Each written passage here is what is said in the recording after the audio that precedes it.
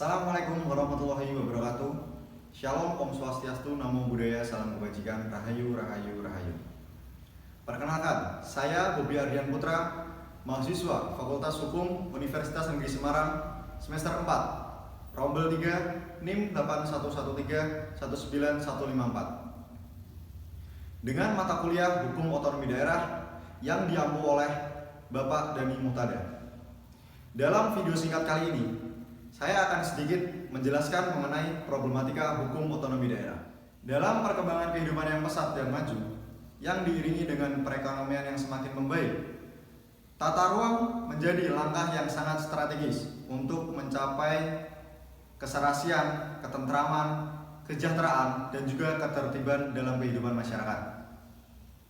Permasalahan yang saya angkat dalam video singkat kali ini adalah mengenai implementasi Undang-Undang Penataan Ruang dan juga implementasi Undang-Undang Pemerintahan Daerah yang di dalamnya berisikan pengaturan tata ruang serta strategi penegakan hukumnya. Dengan mengacu dari dasar hukum Undang-Undang Nomor 26 Tahun 2007 tentang Penataan Ruang dan juga Undang-Undang Nomor 32 Tahun 2004 junto Undang-Undang Nomor 23 Tahun 2014 tentang Pemerintahan Daerah.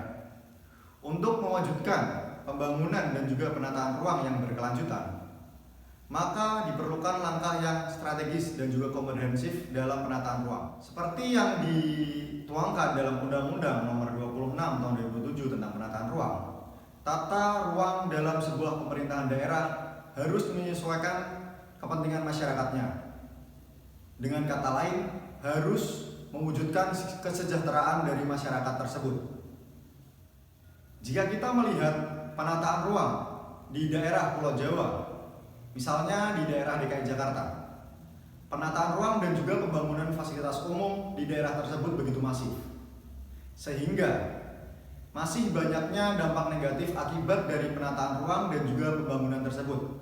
Seperti contohnya, pada saat tiap tahunnya sering terjadi banjir, yang mana tidak adanya daerah resapan air di daerah tersebut.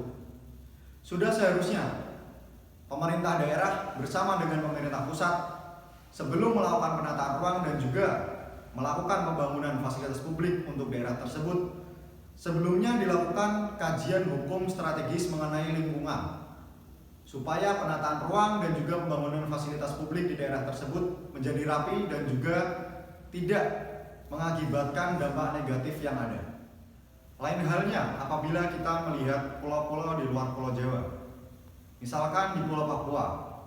Saya mengambil contoh di Pulau Papua karena pembangunan dan juga penataan ruang di daerah tersebut seringkali mendapatkan reaksi keras dari masyarakat sekitar.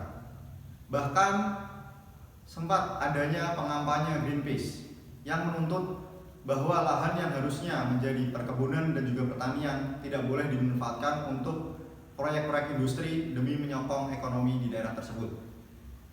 Mengapa? Karena di daerah tersebut adalah lahan yang khusus untuk kelapa sawit.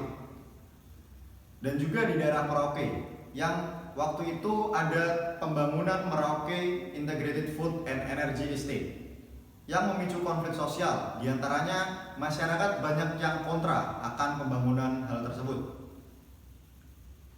Solusinya dan juga langkah strategis penegakan hukum dari pemerintah sudah seharusnya memberikan kewenangan penuh terhadap pemerintah daerah setempat untuk secara eksklusif menjalankan wewenang, tanggung jawab dan juga haknya dalam mengurus rumah tangganya sendiri demi keberlangsungan hidup masyarakatnya yang tentram dan juga sejahtera. Tidak seharusnya pembangunan yang ada di daerah tersebut pemerintah pusat ikut mencampuri. Hal tersebut menjadi tumpang tindih antara wewenang dari pemerintah pusat dan juga pemerintah daerah. Dan juga harusnya pemerintah menegakkan dan juga menegaskan lagi sanksi-sanksi hukum terkait pembangunan tersebut yang tidak sesuai dengan lingkungan hidup dan juga pola-pola pembangunan yang berkelanjutan dan juga komprehensif. Sekian video singkat dari saya, kurang lebihnya mohon maaf. Wassalamualaikum warahmatullahi wabarakatuh.